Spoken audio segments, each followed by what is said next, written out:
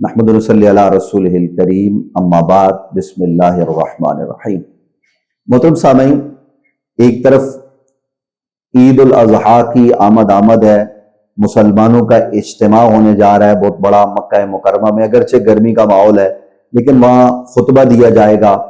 اس وقت چاہیے تو یہ کہ عالم اسلام کے جو حکمران ہیں وہ بھی مکہ مکرمہ پہنچیں اور حج کے اس عظیم اجتماع کے موقع پر جہاں نبی کریم صلی اللہ علیہ وسلم نے مسلمانوں کی عظمت اور ان کی شوکت دکھائی تھی، اور مسلمان جب یوں تیز تیز تھوڑا سر اونچا کر کے چلے تھے تو اس چلنے میں بھی حکمت تھی۔ تو اب یہ حکمران 57 اسلامی ممالک کے وہاں پہنچے اور وہاں پہنچ کر ہاتھوں میں ہاتھ ڈال کر کم از کم دفاع کے حوالے سے یہ متحد ہو کر آواز بلند کریں، اور پھر غزہ فلسطین کے حق میں جو ہے نا وہ آواز بلند کی جائے۔ یہ ہماری گزارش ہے تمام اسلامی ممالک کو، ہونا تو ایسا چاہیے۔ اور اس کے ساتھ ساتھ یہ حج کا اجتماع ہے تو حجاج جو جا رہے ہیں وہ اللہ رب العالمین کے حضور عالم اسلام کے لیے دعائیں کریں، غزہ کے مسلمانوں کو یاد رکھیں۔ اب اس تباہی کے بعد امداد پہنچ رہی ہے، وہ بھی تھوڑی تھوڑی کر کے، تاکہ ان کو زندہ بھی رکھا جائے اور ان کا مذاق بھی اڑایا جائے۔ اور حکمران خواب خرگوش کے مزے لے رہے ہیں عالم اسلام کے، اللہ ان کو بھی بیداری کی توفیق جو ہے وہ نصیب فرمائے۔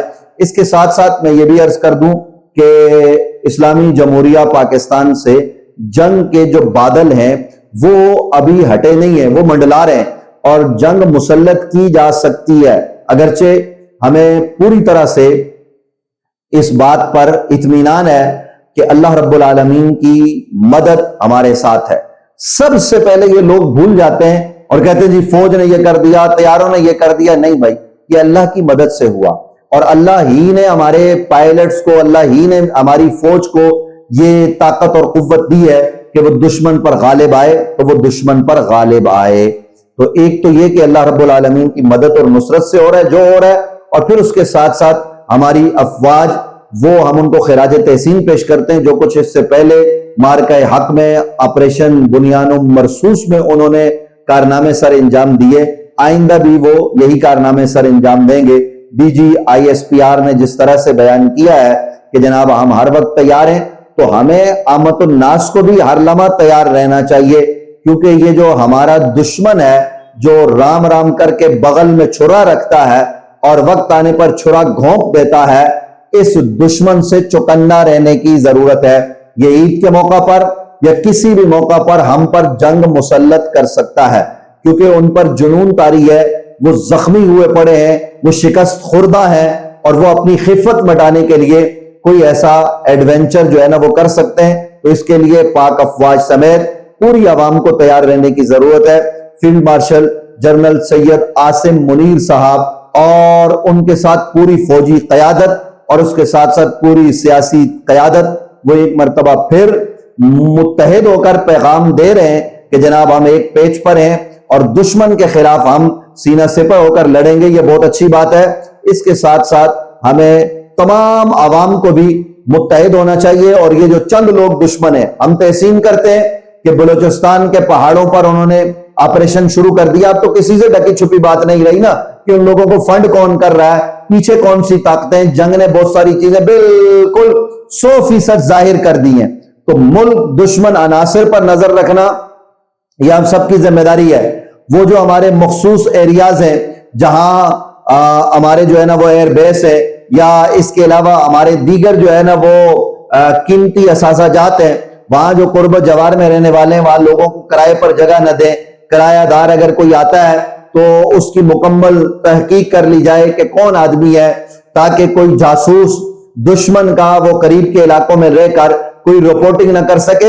یعنی ہم میں سے ہر آدمی کو فوج کا جوان نہیں بلکہ آئی ایس آئی کے خادم بن کے اپنا کردار جو ہے نا وہ ادا کرنا ہوگا، تاکہ وہ ہم اس کمینہ خصلت دشمن کے لیے ہم وقت جو ہے وہ تیار رہیں۔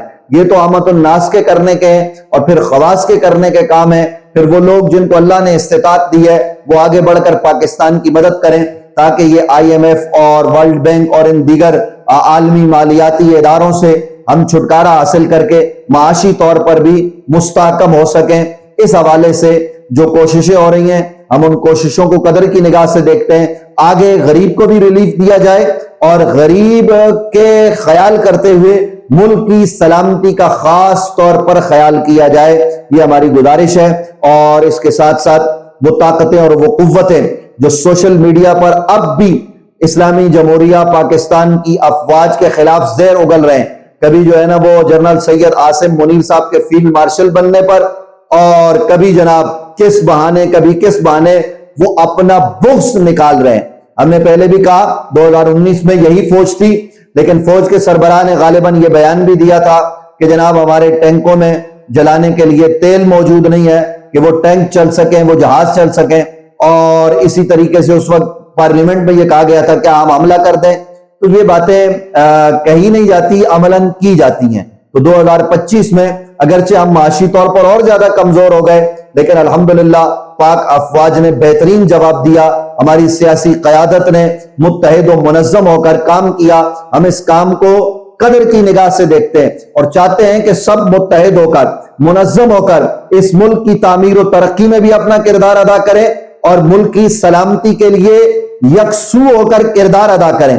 اور اس حوالے سے دشمن کو یہ پیغام دیں کہ ہم اپنے گھر میں جیسے دو بھائیوں کا اختلاف ہوتا ہے، ہو سکتا ہے، لیکن باہر ہم بنیان مرصوص ہیں، ہم سیسا پھیلائی ہوئی دیوار ہیں اور اس دیوار میں کوئی دراڑ نہیں ڈال سکتا.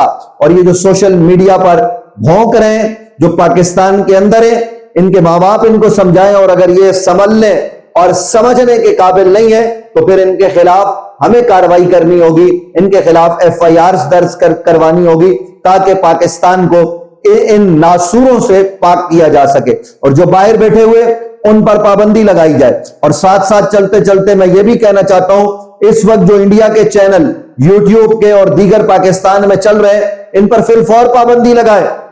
یہ بے حیائی کا اور ملک دشمنی کا ذریعہ بنتے، یہ زہر اگل رہے ہیں. ہمارے چینل پر PTV سمیت مختلف ہمارے یوٹیوب چینلز پر انڈیا میں پابندی لگا دی گئی ہے.